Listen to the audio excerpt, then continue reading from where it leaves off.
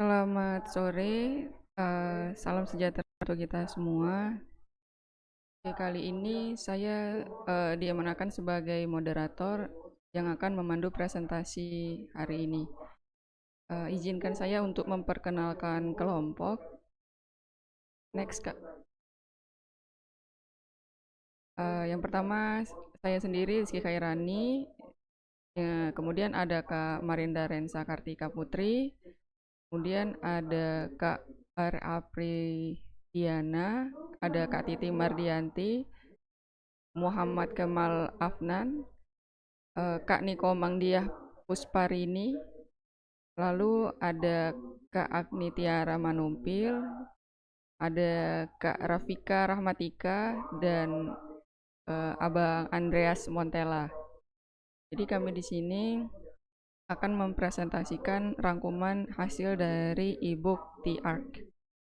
Langsung saja kita masuk ke materi yang pertama. Nah, itu akan dibawakan oleh saya sendiri mengenai komputer dan sistem. Next, Kak.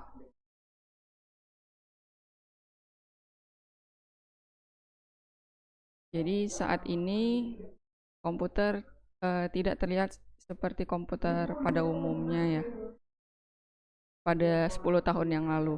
Jadi pada saat sekarang ini komputer itu kemungkinan besar sudah ada di smartphone kita, di saku kita maupun di meja kita.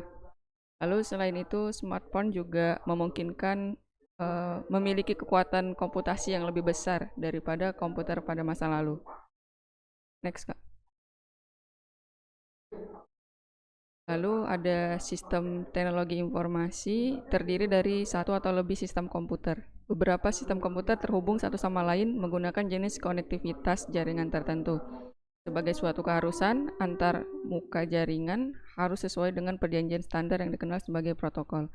Berikut cuplikan dari pemakaian protokol dalam konektivitas jaringan. Next, Kak. Proses komputer. Jadi di dalam proses komputer itu ada 3 komponen. Yang pertama ada input, kemudian ada proses disertai dengan storage, lalu ada output. Next, Kak. Ada juga komponen sistem komputer yang digunakan. Yang pertama perangkat keras yang menyediakan mekanisme fisik memasukkan dan mengeluarkan data. Lalu ada perangkat lunak, di mana perangkat lunak ini yang memberikan instruksi kepada perangkat keras tentang tugas-tugas. Lalu ada data, yakni data yang sedang dimanipulasi dan diproses. Data ini bisa berbentuk teks, visual, maupun audio. Lalu ada yang terakhir komponen komunikasi, yaitu perangkat keras dan perangkat lunak yang mengangkut program dan data antara sistem komputer yang saling terhubung. Next. Yang kedua, mengenai pengantar konsep dan arsitektur sistem.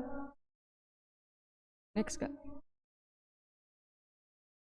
Jadi sistem itu adalah kumpulan elemen yang saling berinteraksi untuk mencapai tujuan tertentu. Contoh sistem yang umum adalah sistem komputer, sistem manajemen, maupun sistem transportasi. Konsep dasar sistem, yakni elemen-elemen sistem, yaitu komponen atau bagian-bagian yang membentuk sistem. Interaksi antar elemen, yaitu cara elemen-elemen saling berhubungan dan bertukar informasi. Sedangkan tujuan sistem, yaitu hasil atau output yang ingin dicapai oleh sistem. Dan yang terakhir, lingkungan sistem, yaitu konteks atau kondisi di sekitar sistem yang dapat mempengaruhi kinerjanya.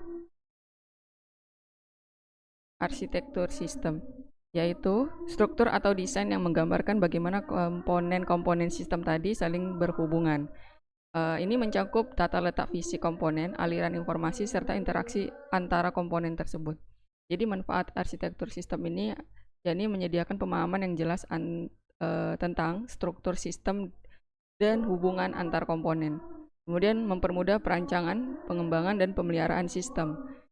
Lalu ada manfaat meningkatkan koordinasi antara tim pengembang dan pemangku kepentingan sistem. Komponen arsitektur sistem, yang pertama ada komponen fisik, yaitu perangkat keras, infrastruktur jaringan, dan perangkat keras terkait. Komponen logisnya yaitu perangkat lunak, algoritma, protokol, dan interaksi data. Dan komponen manusianya yaitu pengguna, administrator sistem, dan pemangku kepentingan lainnya. Assalamualaikum warahmatullahi wabarakatuh. Saya dari kelompok 2 akan menjelaskan chapter 3. Nama saya Ryan Aplih Diana. Ya, dari chapter 3 ini, bab ini membahas sistem angka dan konvensi basis angka. Dalam konteks komputer dijelaskan mengenai konvensi antara basis dilakukan dengan memahami bobot digit. Selanjutnya penjelasan diberikan tentang grup bit, dan pengaruh jumlah bit dalam perhitungan komputer.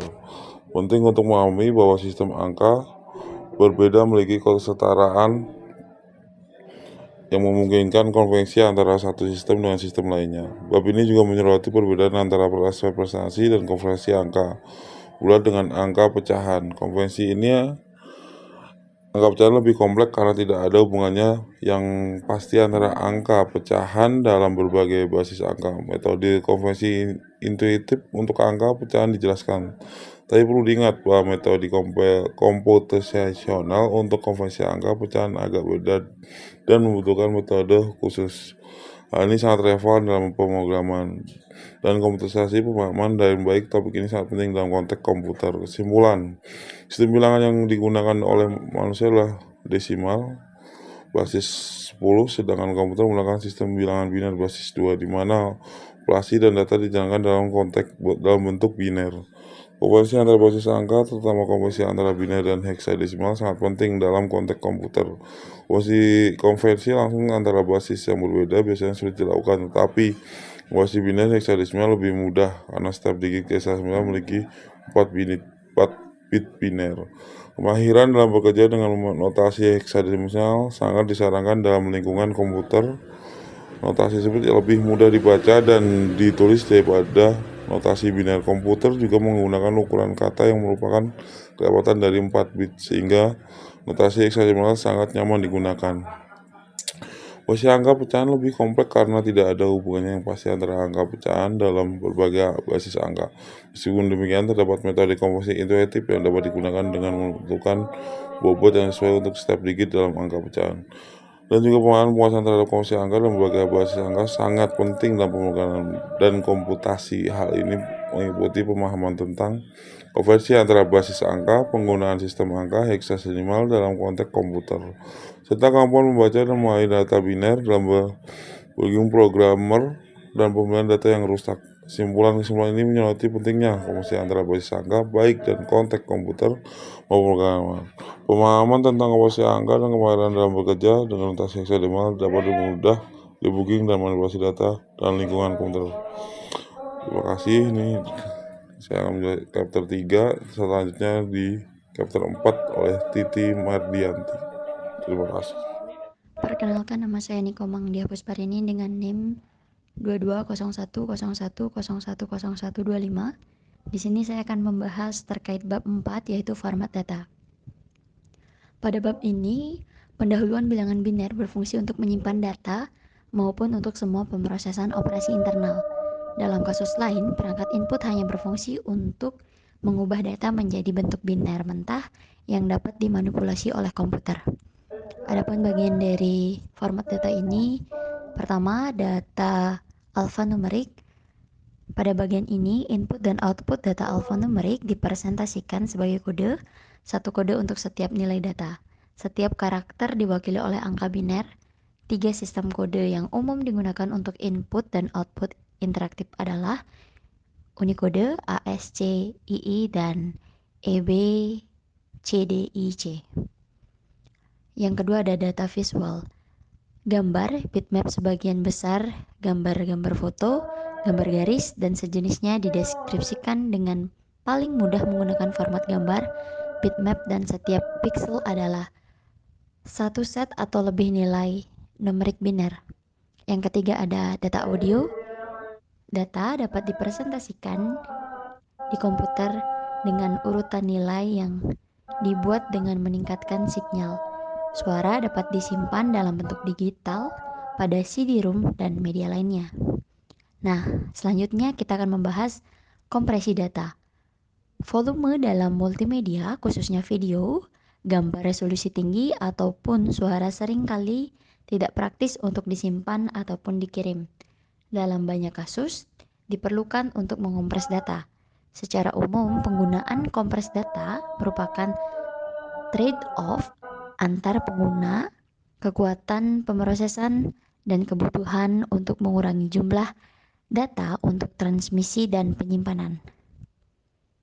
Sekian pembahasan di bab 4. Selanjutnya akan dilanjutkan oleh teman saya, silakan.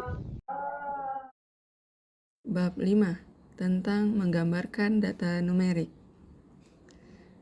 Bab ini membahas metode representasi dan manipulasi bilangan bulat dan floating point dalam komputer. Metode representasi dan manipulasi angka negatif juga dieksplorasi, serta trade-off yang terkait dengan penggunaan angka floating point. Selain itu, angka seringkali perlu dikonversi dari karakter ke format numerik sebelum digunakan dalam perhitungan. Sedangkan angka yang tidak digunakan dalam perhitungan dapat dimanipulasi sebagai karakter. Unsigned and binary code decimal representation. Dalam notasi konvensional, angka dapat dipresentasikan sebagai kombinasi nilai, tanda, dan titik desimal. Ada dua pendekatan untuk menyimpan nilai angka di komputer. Pendekatan pertama adalah dengan menggunakan representasi biner langsung untuk bilangan bulat desimal. Dalam hal ini, bilangan bulat positif atau tanpa tanda disimpan dalam representasi biner.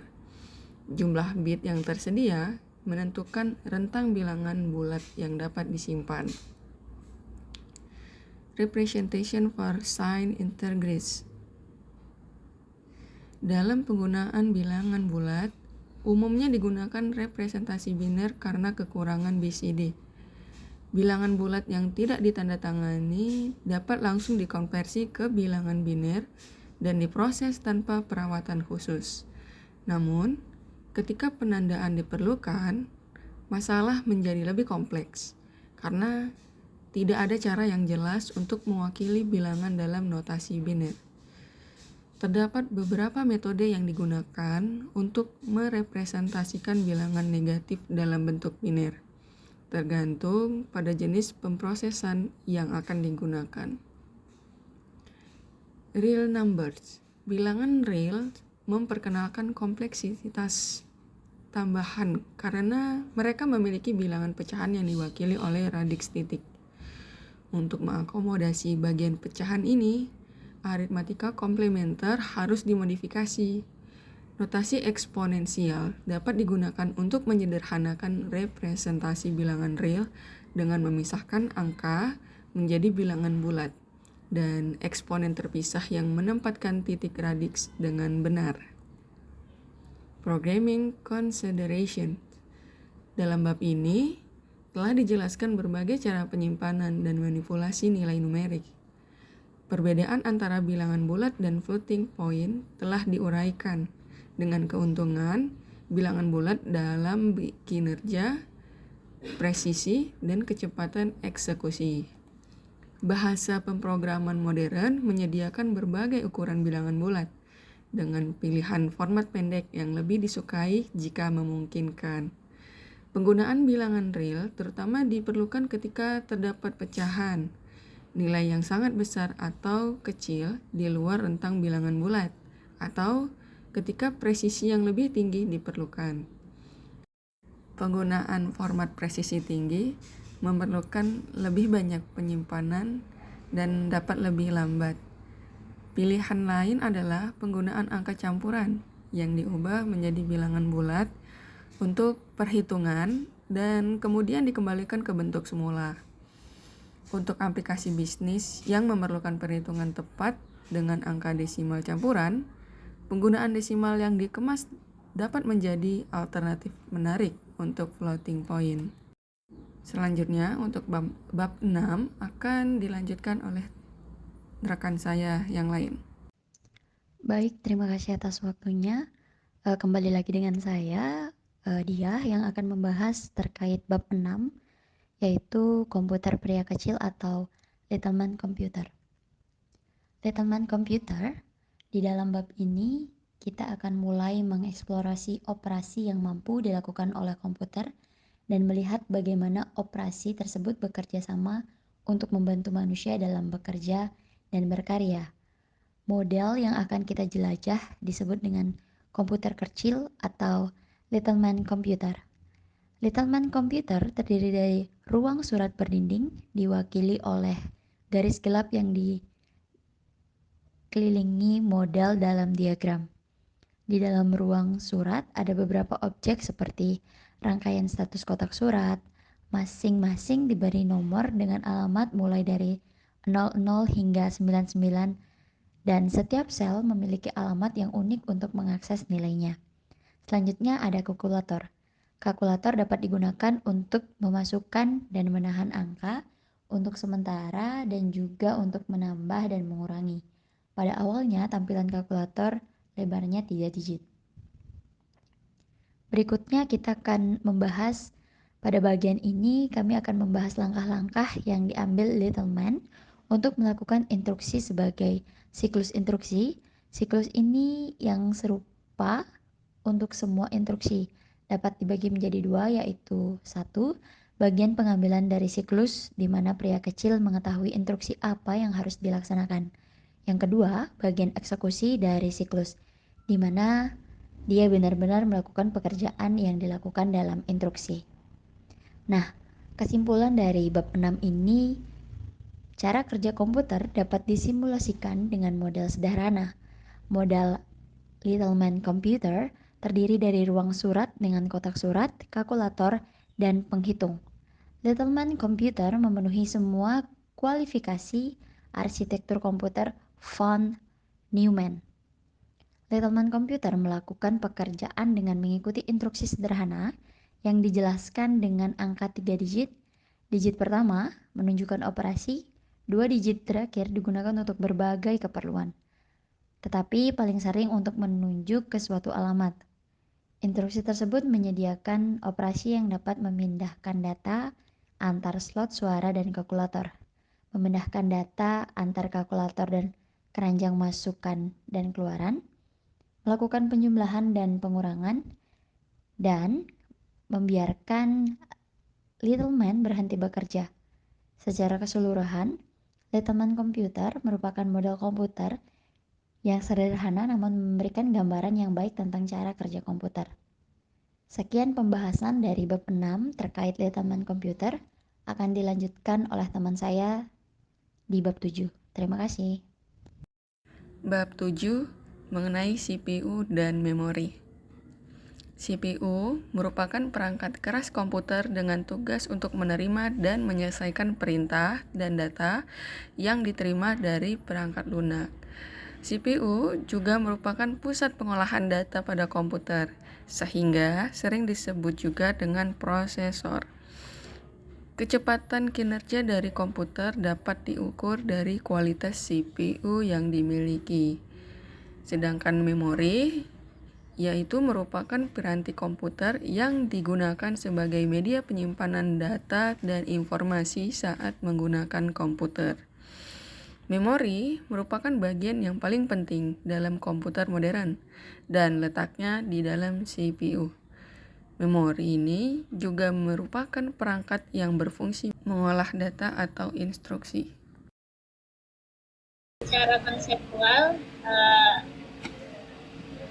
komponen CPU ini terdiri atas 3 unit, yaitu pertama adalah aritmetik bertugas untuk yang dilakukan sesuai. Kemudian komponen yang kedua adalah control unit. Komponen ini bertugas untuk mengatur jalannya program. Dan komponen yang ketiga adalah register atau memori. Ini berfungsi fungsi dari register adalah untuk menyimpan data atau instruksi itu. Ketika perintah masuk ke prosesor, maka perintah tersebut akan ditempatkan Selanjutnya, perintah akan dieksekusi oleh register yang disalurkan oleh control unit dari program storage. Ketika perintah tersebut berupa logika dan aritmetika, maka tugas akan diambil alih oleh arithmetica logic unit. Pemrosesan akan dilakukan sesuai dengan instruksi yang ditetapkan sebelumnya. Nah, ketika hasil pengolahan telah selesai, unit kontrol akan melakukan hasil pengolahan pada akumulator yang kemudian akan ditampung kembali pada working storage. Setelah pengerjaan seluruh sudah selesai, unit kontrol akan mengambil hasil pengolahan yang terdapat pada storage dan kemudian ditampung ke output storage. Nah, hasil pengolahan dari output storage tersebut kemudian akan ditampilkan pada output depan. Memori ini terdiri atas dua, yaitu primary memory dan secondary memory. Primary memory ini adalah memori komputer yang secara langsung dapat diakses oleh CPU tanpa menggunakan jalur input atau output komputer. Komponen ini digunakan untuk menyimpan data yang sedang aktif saat komputer digunakan. Contohnya misalnya RAM, ROM, dan C. Kemudian yang kedua adalah secondary memory. Secondary memory ini merupakan memori tambahan yang berfungsi untuk menyimpan data atau program. Contoh memori, next. Cara kerja memori, pada dasarnya cara kerja komputer memori itu melibatkan proses yang saling berkaitan antara RAM dan ROM. Nah, keduanya ini melibatkan CPU sebagai mediator sehingga perangkat mampu menjalankan program sebagaimana mestinya. Untuk sistem kerjanya, ketika perangkat komputer dihidupkan, controller memori dan BIOS dari read-only memory atau ROM akan memeriksa semua alamat memori. Hal ini dilakukan untuk memastikan bahwa tidak ada error. Pada prosesnya, BIOS akan menyediakan informasi-informasi dasar yang terkait dengan susunan boot, perangkat penyimpanan, dan sebagainya. Setelah itu, RAM akan memuat operating system dari hard drive sehingga CPU dapat mengakses sistem operasi secara langsung. Nah, semua program yang dijalankan perangkat komputer ini akan dimuat ke dalam RAM. Jadi, dengan adanya komputer, maka proses transfer data ini dapat dilakukan dengan mudah. Selanjutnya mengenai bus. Nah, seperti yang kita ketahui bersama bahwa komputer itu tidak dapat dibangun apabila semua komponen di dalam komputer itu tidak terhubung. Sehingga hadirnya bus ini digunakan sebagai penghubung atau komunikasi antara komponen pada komputer untuk mengirim data, misalnya dari perangkat CPU, memori, dan perangkat input. Sistem bus ini adalah jalur yang terdiri dari kabel dan konektor yang digunakan untuk membawa data antara perangkat komputer seperti CPU, RAM, bioprosesor, hard disk, dan perangkat output. Fungsi utama dari sistem bus ini adalah untuk mentransfer data antar perangkat komputer. Nah, bus ini dibagi menjadi 3 dan ketiganya itu memiliki fungsi masing-masing, yaitu yang pertama bus data. Bus data ini digunakan untuk mentransfer data antar perangkat. Kemudian yang kedua adalah bus address. Bus address ini berfungsi untuk memberitahu perangkat dari mana data berasal dan harus dikirim kemana. Kemudian yang ketiga adalah bus control. Bus control ini berfungsi untuk mengkoordinasikan aktivitas antara berbagai perangkat untuk mencegah terjadinya tabrakan data. Biasanya tabrakan data ini yang membuat komputer itu menjadi corrupt dan membuat file itu tidak bisa dibuka. Selanjutnya, Kak. Next. Baik, untuk cara kerja dari bus itu sendiri, setiap byte memori yang disimpan dalam RAM memiliki alamat unik yang terkait dengannya, yang mirip dengan alamat IP. Ketika CPU ingin mengakses data yang disimpan dalam memori, ia akan menempatkan alamat dan kemudian mengatur bus kontrol untuk menunjukkan bahwa ia sedang menunggu data. Controller memori utama akan menempatkan data yang diminta pada bus data dan mengubah bus kontrol untuk menunjukkan bahwa data sudah siap. Kemudian CPU bebas untuk membaca data dari bus data. Baik, sekian dari chapter 7. Selanjutnya saya serahkan kepada rekan saya. Oke, baik. Perkenalkan, nama saya Agnitira Manumpil dengan NIM 220101010041. Saya akan membawakan atau menjelaskan tentang bab 8 mengenai CPU dan memori, desain, peningkatan, dan implementasi. Yang pertama ada arsitektur CPU. Arsitektur CPU ditentukan oleh karakteristik dasar dan fitur CPU. Arsitektur juga dapat diartikan sebagai ilmu yang mempelajari tentang cara menghubungkan berbagai komponen keras hingga terbentuknya komputer. Beberapa fitur CPU yang bertahan lama yaitu mainframe IBM Intel x86, arsitektur IBM Power atau Power PC, ARM arsitektur, dan Oracle. Nah, variasi CPU terdiri dari desain tradisional yang dikategorikan ke dalam CISC atau Complex Instruction Set Computers dan RISC atau Reduced Instruction Set Computer. Kemudian ada multiprosesor CPU. Nah, salah satu cara meningkatkan kinerja dalam sistem komputer adalah dengan menambah jumlah CPU dalam satu komputer dan berbagi sebagian atau semua memori sistem dan fasilitas. Ini disebut multiprosesor atau multiprocessing system. Cara dasar mengkonfigurasi multiprocessing system yaitu yang pertama symmetrical multiprocessing atau SMP yang memiliki akses identik ke sistem operasi dan sumber daya. Kemudian ada master slave multiprocessing yang berfungsi sebagai CPU master mengolah dan mengontrol sistem. Kemudian peningkatan memori. Nah, untuk meningkatkan akses memori dapat berdampak besar pada kecepatan pemrosesan program. Metode yang digunakan untuk meningkatkan kinerja memori antara lain Wide Path Memory Access yang berfungsi memperluas jalur data sehingga dapat membaca atau menulis beberapa bit. Kemudian Interleaving Memory yang berfungsi sebagai membagi memori menjadi beberapa bagian untuk dapat diakses secara independen. Yang terakhir ada Memory Cache. Jadi memory cache ini adalah ruang penyimpanan sementara untuk menyimpan data akses yang digunakan. Yang terakhir implementasi. Nah, yang perlu diketahui adalah desain dan implementasi prosesor lebih sederhana. Sejumlah kecil operasi yang digunakan berbeda dalam CPU menunjukkan bahwa CPU dapat langsung diimplementasikan dalam perangkat elektronik.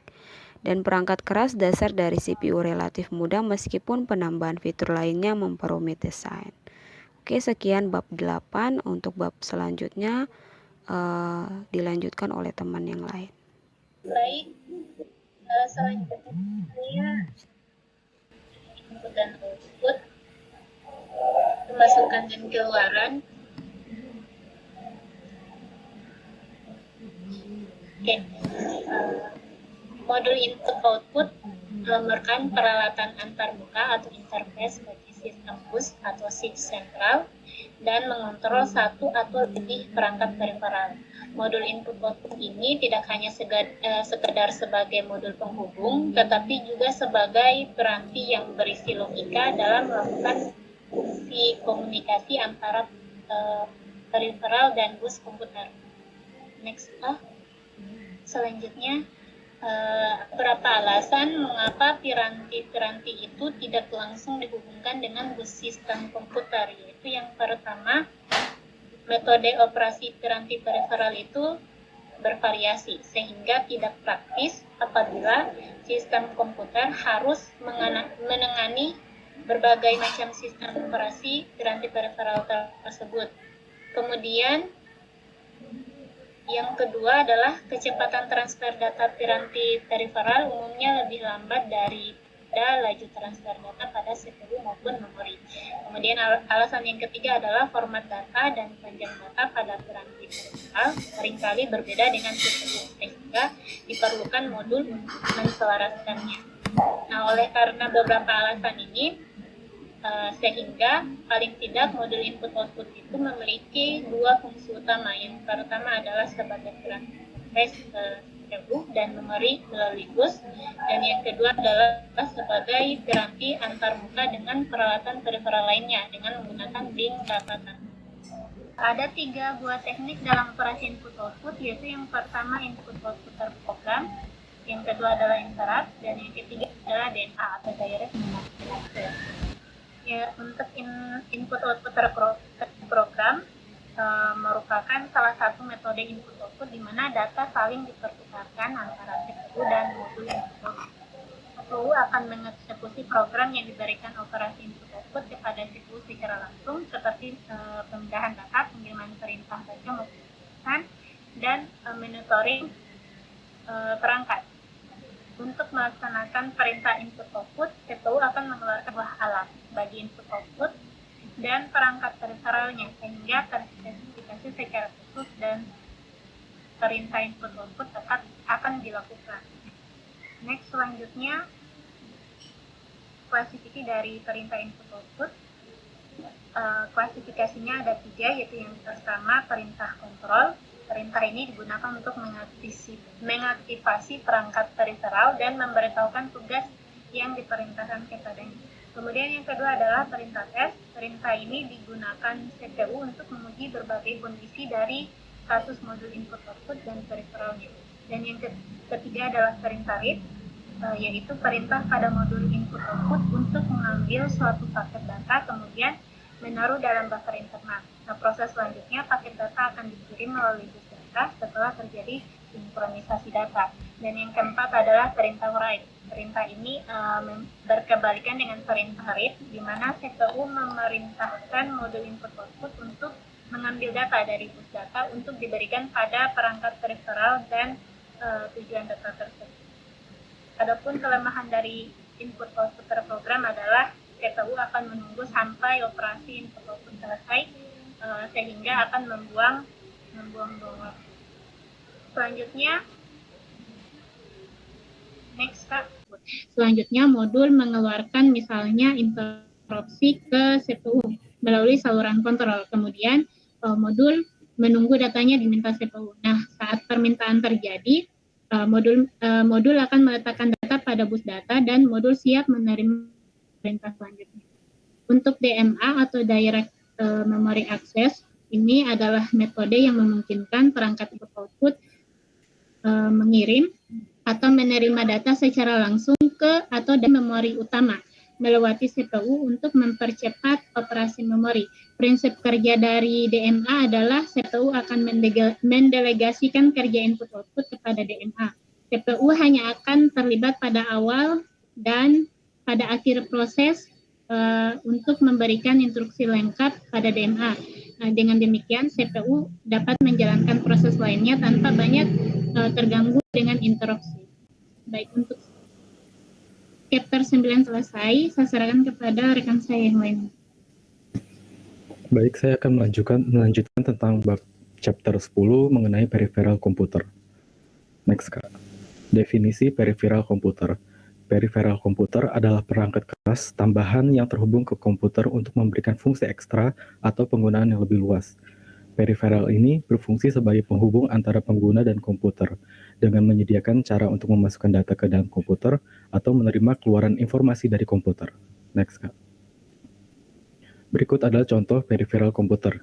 Yang pertama ada keyboard, yang merupakan peripheral input yang digunakan untuk memasukkan data dan perintah ke dalam komputer melalui penekanan tombol-tombol. Kemudian ada display, yang merupakan peripheral output yang menampilkan informasi visual seperti teks, gambar, dan grafik dari komputer ke layar monitor atau layar sentuh. Next.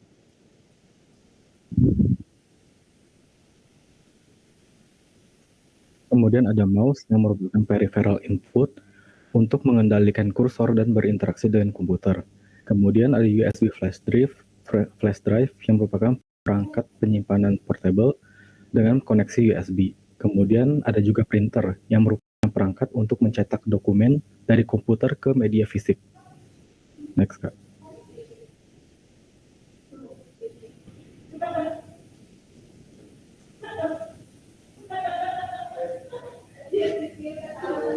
keempat, peripheral komputer. Peripheral komputer sangat penting dalam menjalankan tugas-tugas komputasi sehari-hari seperti membantu dalam menginput dan mengolah data, berkomunikasi dengan perangkat lain, mencetak dokumen, menyimpan dan mengambil data, serta memberikan pengalaman multimedia seperti suara, video, grafik, dan seterusnya.